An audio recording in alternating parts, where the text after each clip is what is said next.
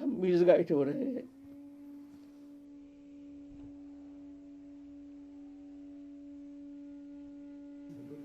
हमको कोई आग्रह ही नहीं था भगवत विषय, कोई माने लेश मात्र हमारे भीतर कोई आग्रह नहीं था। एकदम पूर्ण बहिर्मुखता, पूर्ण 100%, 0.01% भी भगवत उन्मुखता हमारे भीतर था नहीं। हमारे जब जन्म हुआ है ना, तो हमारे वहाँ बंगाल में अन्नप्राशन होता है। अन्नप्राशन माने 6 महीना में कि 7 महीना में मुंह में प्रसाद देते हैं। उस दिन से उसका प्रसाद खाने का, मन अन्न खाने का उसका ये हो जाता है, नियम कर लेते हैं, धीरे धीरे थोड़ा थोड़ा अभ्यास कर लेते हैं, पहले देते नहीं।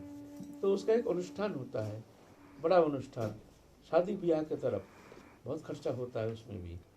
एक अनुष्ठान है अन्नप्राशन, और इधर होता है नामकरण संस्कार। उतना खर्चा नहीं करते हैं। हमारे बंगाल में बड़ा बड़ा खर्चा करता है उस पर, शादी ब्याह जैसे अन्नप्राशन, उपनयन, संस्कार इत्यादि।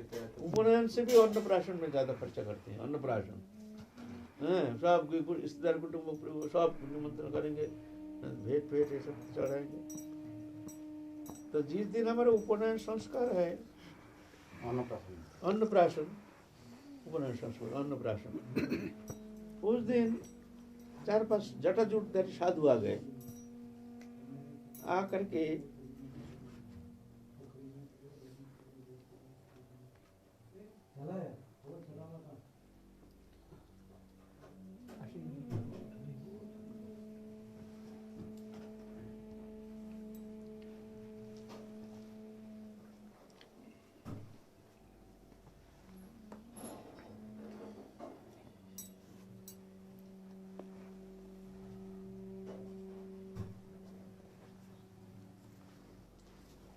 अनजान, कोई जानकारी है नहीं, जटाजूटधारी आकर के हमारा माथे पर आशीर्वाद करके बोल गए, बाबा मैया तुम्हारे ये बच्चा ना साधु होगा, बोल के चले गए। आशीर्वाद दे करके चले गए। तो बचपन में एक दिन हम खाने बैठे हैं, एक भिखारी आया, वहां कुछ भिक्षा दीजिए। हम भी खाने बैठे हैं, मैया खाने बैठी है, हमारे भाई खाने बैठे हैं ना, मैया और हम ही शायद। तो मैया मुंह धोने जा रहे हैं, हम बोलते मैया तुम बैठे रहो, हम देते हैं। तो हम उम्र है उस समय हमारा 8-9 साल उम्र है कि 7-8 साल उम्र है। हम बोले तुम मत उठो, मैं मुंह धो के दे रहा हूँ। तो मैं उठ के हाथ धो के मुंह धो के, हमारा नियम था हम लोगों का घर में, जो कोई भिखारी खाली हाथ लौट के जाना नहीं चाहिए, ये अमंगल होता है। ऐसे एक संस्कार हमारे परिवार में ऐसे था। तो उतना छोटा बच्चा ऐसे आग्रह देख करके वो जो भिखारी बहुत गदगद हो गए। जब बहुत जगह जाते हैं भिक्षा मिलता नहीं है, जाओ जाओ आगे जाओ, ऐसे खाने बैठे हैं मुंह धो के कौन भिक्षा देगा, जाओ बाबा आगे जाओ, जाओ बाबा। और मैया तुम्हारे घर का तो बहुत साधु स्वभाव है। तब मैया कहे हाँ बाबा, उस दिन मैया कहे हाँ बाबा ऐसे है, इसके अन्नप्राशन के समय एक साधु आ गए और आशीर्वाद करके गए, तुम्हारे बच्चा साधु होगा। तो वो शब्द हमारे भीतर बैठ गया है, बैठ गया। तो दिन बीत गया, माँ चले गए, पधार गए, पिता चले गए, नाना प्रकार घात प्रतिघात द्वंद्व संघात, उसके अंदर नाना प्रकार प्रतिकूल परिस्थिति के अंदर हमारे कठोर जीवन, माँ नहीं, बाप नहीं, भाई नहीं, कोई ऐसे बीतते हुए नौकरी मिल गया, कोई रकम, बहुत सारी कहानी है। लेकिन उस समय पूरा मटेरियल्स लाइफ, किंचित मात्र हमारे भीतर भक्ति भावना या कोई रकम भगवत बुद्धि, परमार्थिक बुद्धि हमारे भीतर 0%, 0.01% भी नहीं। तो वो शब्द हमारा कभी कभी दिमाग में आता था, जिस साधु ने कह दिया ये लड़का तुम्हारा, ये लड़का साधु होगा, हम लोग बोले देखो ऐसे साधु है आजकल, हैं साला ठगबाज, हैं ऐसे ऐसे शब्द कह करके बहकाते हैं, ये लोग कुछ तो जानते नहीं है, हम साधु होंगे। कभी कभी हम जब उस समय हमारे मानसिक स्थिति जैसे पूरा संसार उन्मुखी, एकदम पूर्ण रूप से फुल फ्रेज, सिनेमा देखना, गैम्बलिंग करना, ये सब नाना प्रकार ये सब खूब दोस्तों के साथ मिलना जुलना, नाना प्रकार जैसे मटेरियल्स जीवन जैसे होता है एकदम पूर्ण ऐसे। संगीत में कब आए? संगीत तो आए तो बचपन में ही आए, बहुत सारी कहानी है संगीत में, तो हमारे जीवन का ही साथी था संगीत। तो हमारा जब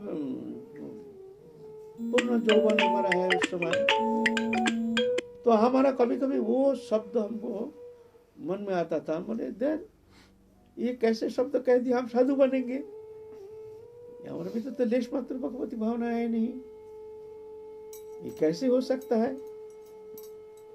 ये सब था, साधु लोग ऐसा ही है, सब कह देते हैं, मुंह में आया कह दिया ये साधु बनेगा, ये तो कभी कदापि ये संभव नहीं है।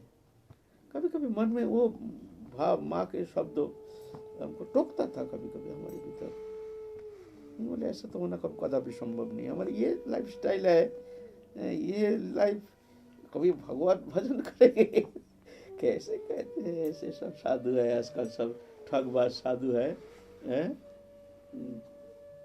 लेकिन हो गया, एक रात में चेंज आ गया, एक रात में हमारे भीतर चेंज आ गया। हम जब पूरा फुल फ्रेज में, हम एक पूरा सकाम संसार उन्मुखी, सब अवगुण के खान, भोग लालसा, सब अवगुण से बड़ा हुआ एक प्राकृत बुद्धि संपन्न एक जीवात्मा, उस स्थिति में हमारे जिस घर में हम किराया रहते, कोई तो माँ बाबा कोई था नहीं, कोई तो नौकरी करते हैं, किराया में घर लेकर खाते हैं पाते हैं, घूमते हैं फिरते हैं, कोई बोलने वाला नहीं, टोकने वाला नहीं, कुछ नहीं, तंका पाते हैं, उसी हमारा खर्चा मस्ती से गुजारा होता है, मस्ती से रहते हैं। संगीत सितार हो, जो सितार वाला वो वाला उस समय का फोटो वो जो देखो देख रखा वो जो सितार बजा रहा है उसी समय का फोटो है, पूरा मटेरियल्स, फुल मटेरियल्स फॉर्म, वो जो सितार बजा रहा है ना बीच में, बाबा ही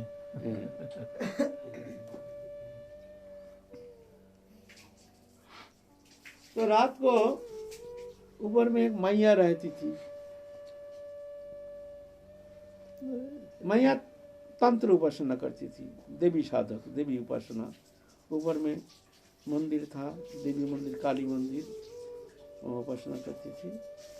तो रामकृष्ण परमहंस देव का कथामृत एक दिन ला कर हमको बोलता है, हमारा नाम था विनय, पूर्वाश्रम में पूर्व नाम विनय था, विनय तुम इस ग्रंथ को पढ़ो।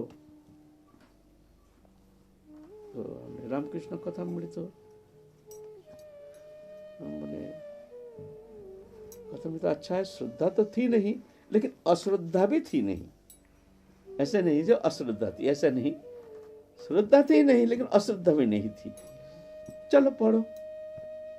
रात में पढ़े हैं, रात के अंदर हमारे भीतर पूरा फुल चेंज आ गया पूरा।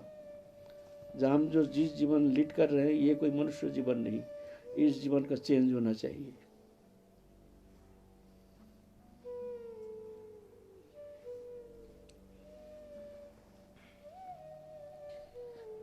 हम मिसगाइड हो रहे हैं,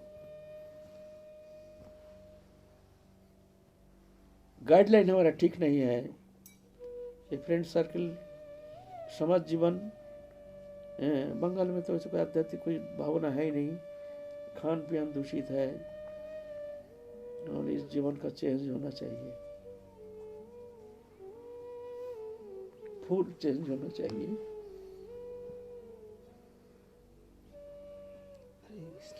रात के अंदर हमारे भीतर फूल चेंज आ गया एवं हमने पूरा तय भी कर लिया इसको फूल चेंज करके हम छोड़ेंगे। जितना बिगड़े हुए हैं उतना हम सुधरेंगे। ये लाइफ चेंज करना है, तय भी कर लिया, टारगेट भी ठीक कर लिया। क्या करना है? नहीं, यहाँ से ये समाज जीवन से हमको दूर जाना पड़ेगा, अकेला रहना पड़ेगा। हमारे जीवन में अनुशासित जीवन होना चाहिए। इस लाइफ स्टाइल को चेंज करने के लिए हमको अनुशासित जीवन होना चाहिए। उस अनुशासित जीवन के लिए हमको पूरा अकेला होना पड़ेगा। और हमारे जितना जितना भीतर की जो हमारी वृत्तियां हैं इसको चेंज करने के लिए, उस तरह से हमको चेंज लाने के लिए हमको कठोर जीवन लीड करना पड़ेगा। तो क्या करें?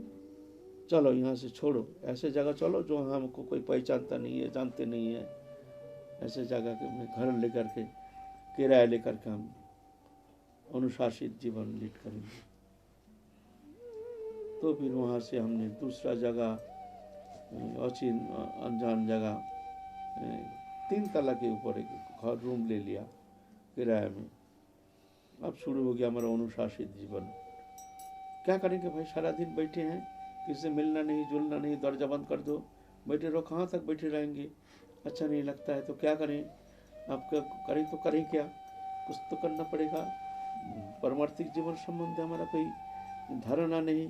भजन करेंगे, क्या करेंगे, किसका करेंगे, क्यों करेंगे, भगवान कौन है, उससे संबंध क्या है, कुछ जानकारी नहीं है। कौन सा लाइन अपनाएंगे?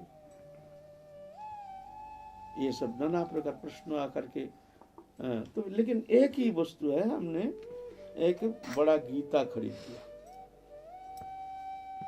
एक गीता खरीद लिया, कुछ नहीं तो भाई कम से कम एक गीता लेकर के तो कम से कम ये तो सत्य है।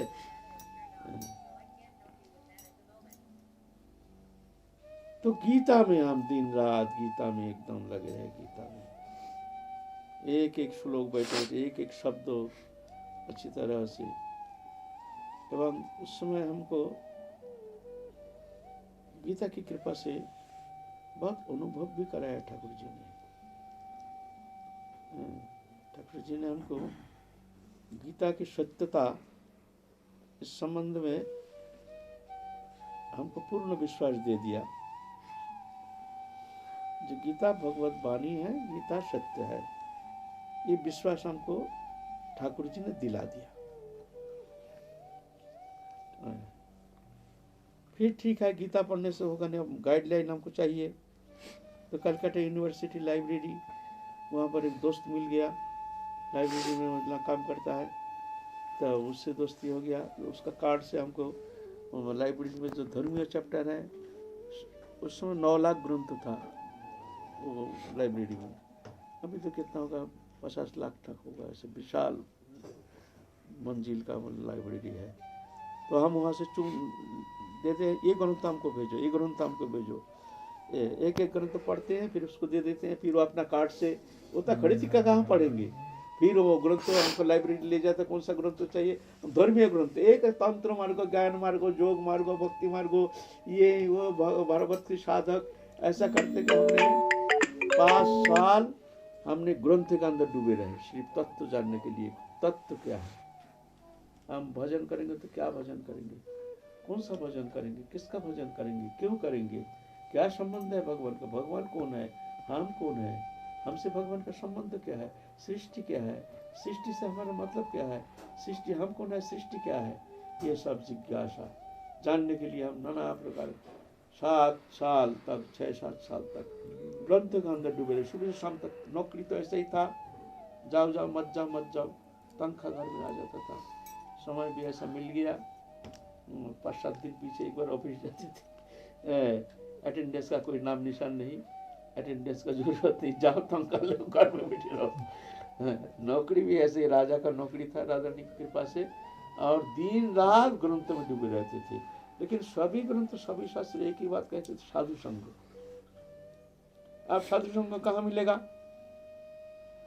आप दक्षिणेश्वर, वहां से दक्षिण रामकृष्ण परमहंस देव का दक्षिणेश्वर, बाली है, विवेकानंद बेलूर मठ, विवेकानंद का वो बेलूर मठ, ऐसे नाना प्रकार गंगा के किनारे में चलते थे एकदम उदास होकर के। कितना साधु का डेरा जहाँ देखते थे उनको साधु के पास जाते थे। कितना जोगी नैशी, कितना प्रकार साधु संत। कोई रास्ते में साधु देखते थे उसके पीछे पीछे चल देते थे। साधु संग जानते नहीं कौन सा साधु संग, कैसे साधु संग, ऐसे करके पागल जैसे घूमते थे। तीर्थ तीर्थ पर्यटन करते थे साधु संघ के लिए। हिमालय घूमते थे, गिरी गुहा गाँव भर में ढूंढते थे, वृंदावन में आते थे, भीड़ जाते थे। इस तरह से साधु संघ कुंभ में जाते थे। साधु संघ साधु साधु गुरुकरण करने के लिए डोलते हैं इधर उधर, कहाँ जहाँ कहाँ सदगुरु जाते हैं, पसंद नहीं आता है। ऐसे तो कहने का मतलब है संस्कार जो है ना, जब समय होता है तभी जा करके वो सब संस्कार पूर्व जन्म का संस्कार आ करके उसको चेतन दिलाता है। ऐसा नहीं, आप जब तक उसका संसारी बुद्धि रहती है, जब तक उसका कर्म भोग है, तब तक उसको समझना मुश्किल है। ये कहना मुश्किल है जो हमारे अंदर संस्कार नहीं है। समय पर ही होता है।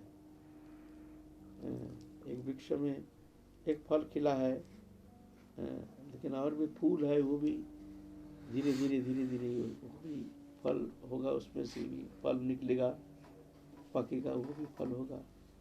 तो ऐसा कहा नहीं जाएगा कि हमारे भगवती बुद्धि है नहीं तो हमारे द्वारा भजन होगा नहीं। ऐसा कहा नहीं जाएगा। किसका किस समय कौन सा साधु संगों से महत संगों से उसके भीतर परिवर्तन आ जाएगा, ये कहा नहीं जाएगा, है ना।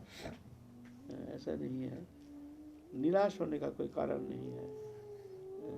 ये तो प्रभु की कृपा कब बरसेगी, किस समय बरसेगी, किस स्थिति में बरसेगी, कैसे मानसिकता में उसको हम प्राप्त करेंगे, ये कहा नहीं जाएगा।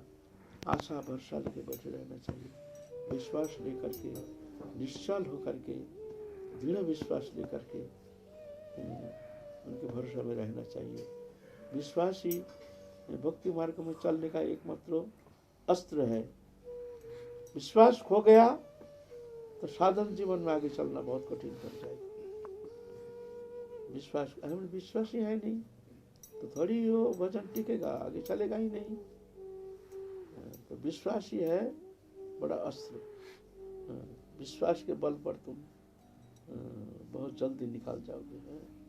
कोई भी परिस्थिति आ जाए, आंधी आएगी, तूफान उठेगा, जो वीर साधक होता है वो टूटते नहीं है। वो जानते हैं हमको जाना ही पड़ेगा, हमको पहुंचना ही है किसी भी कीमत पर। वो टूटता नहीं है, विश्वास खोता नहीं है। कोई भी अवस्था आ जाए, कोई भी परिस्थिति आ जाए, ऐसा नहीं थोड़ा सा माला कर रहे हैं, भजन कर रहे हैं, बस हमारे समस्त परिस्थिति बदल जाएगी, समस्त आदि व्याधि उपाधि हमारे बाधा विघ्न सब हट जाएगा, फिर हम निश्चिंत होकर के, क्योंकि हम भजन करते हैं, हमारे लिए कोई बाधा नहीं आनी चाहिए, हम तो ठाकुर जी के शरणागत हैं, तो ठाकुर जी की कृपा होनी। ऐसे बात नहीं है, ऐसी बात नहीं है। तो ठाकुर जी की कृपा नहीं होती है, बोले कृपा होती है। कृपा उसको टूटने नहीं देता है, मनोबल टूटने नहीं देता है। ठाकुर पकड़ के रखते, उनके शरण में रहने से विपत्ति समय में भी ठाकुर जी उसको धारण करके रखते हैं। इतना फर्क पड़ता है। इसीलिए हर परिस्थिति को प्रभु की कृपा जान करके, विपरीत परिस्थिति में भी धैर्य के साथ नहीं, है प्रभु की इच्छा जान करके शांत रहना चाहिए। ऐसा नहीं सोचना चाहिए हमारे प्रति प्रभु की कृपा है नहीं, हम उनके शरणागत है, हमारे लिए ये बाधा, ये उपाधि, ये व्याधि, ऐसे नहीं। कौन तो प्रतिजानी ही न में भक्ता पुनश्चति, तो हम प्रतिज्ञा करके कह सकते हो मेरे शरण में जाया।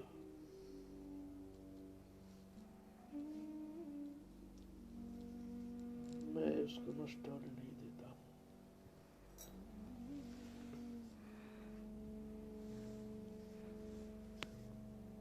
लेकिन ठीक ठीक शरणागति,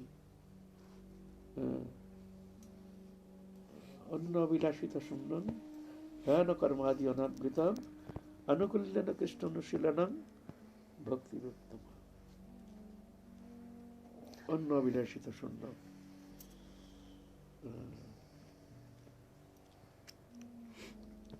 ये विश्वास चाहे भजन हो चाहे ना हो, कम हो चाहे ज्यादा हो, लेकिन ये विश्वास खोना नहीं चाहिए, भरोसा नहीं छोड़ना चाहिए।